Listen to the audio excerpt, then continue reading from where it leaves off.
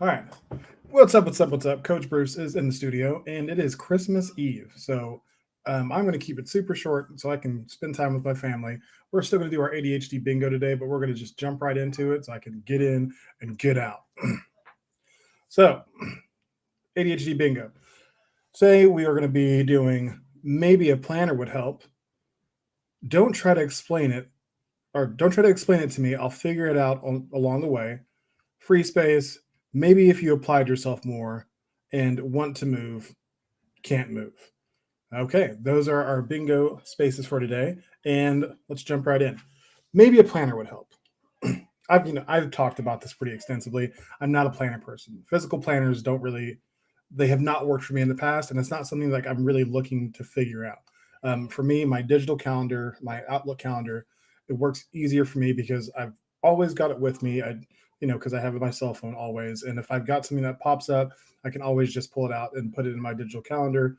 Now, this doesn't work in the times in which I'm not um, staying true to my routine, which is whenever I've got some appointment, I always pull it out and book it as I'm talking about it versus saying, yeah, I'll put that on my calendar later because I won't put it in my calendar later. Like I'm, you know, big on self awareness. And I know that if I don't do it now, I'm probably going to forget about it. So I try to do my best, my very best to not make an appointment with someone, like not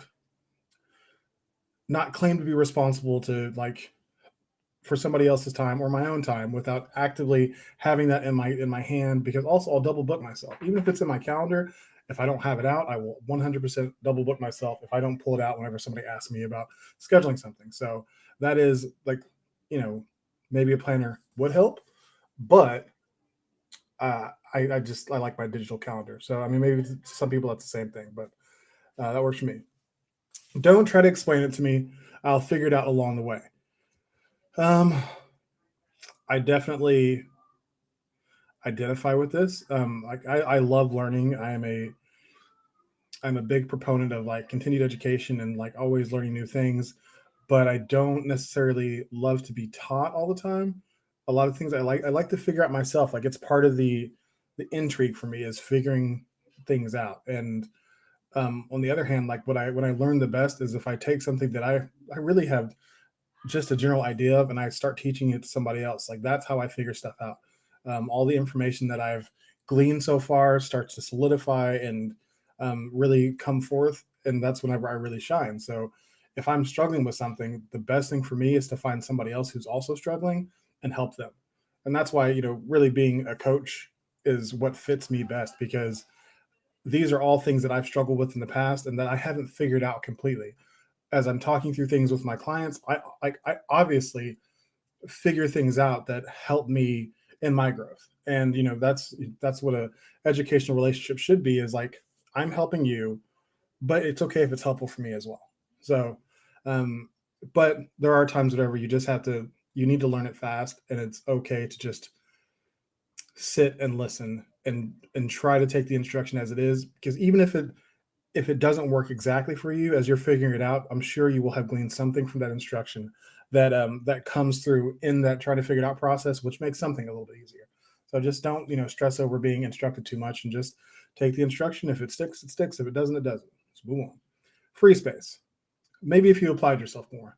Um, this is funny because I got did not apply himself so much on my report cards throughout really everywhere from elementary to like the end of high school, which is funny because I've made straight A's almost my entire life except for one semester, which I made a C on a progress report and I got my butt whooped because that was not what was allowed in my house. And anyways, that's a whole different story. But um, I didn't really apply myself. I didn't need to.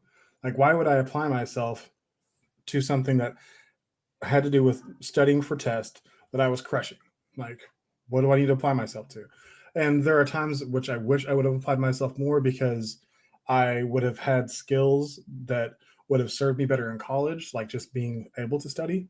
I never needed to. So I wasn't really able to study until really after college the first time and coming into the fire department and studying for driver.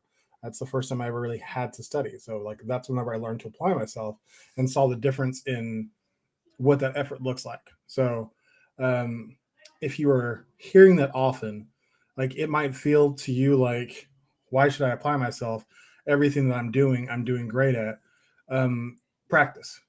Get in. Those are low cost.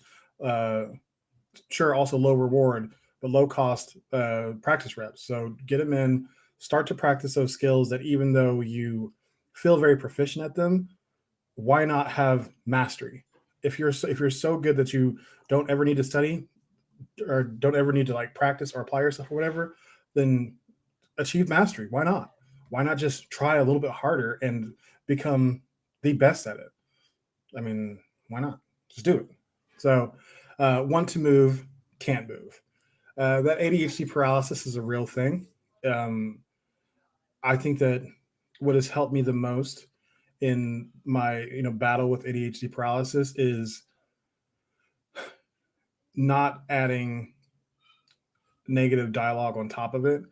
Whenever I'm having a rough morning and I know there's stuff I need to do, instead of beating myself up and further making myself emotional on top of just regular overwhelmed, I just let myself chill for a little bit and just give myself a small goal.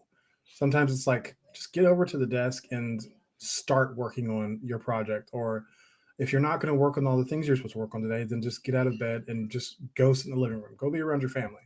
Like, I don't need to be shut up in my bedroom alone if it's not going to be progressive towards my goals. And I can be I can just go sit on the couch and be available to my family, and that actually serves the goal of being a better father. So, I mean, unless I go in there and I'm just an asshole, which I don't suggest. If you're going to go in there and be mean to people, um, check in with yourself and just do better. So yeah, I'll just try to give myself a small goal and give myself a window of time to do it that's really reasonable. And if I don't beat myself up. I just I generally, because I'm so loose with it and I'm not trying to put so much pressure on myself, I generally hit those goals like because they're easy. Like it's an easy win. Like just get out of bed and do this thing that I'm pretty sure I can handle in some amount of time to where you don't lose the entire day, because that's what it is. You're losing a day. You're not like, don't think of it as failure or I mean all the negative ways you could think of it. Just think of it as like, this is a day that you could lose and not have any growth toward your goals, or at any point today you can make one step toward your goal.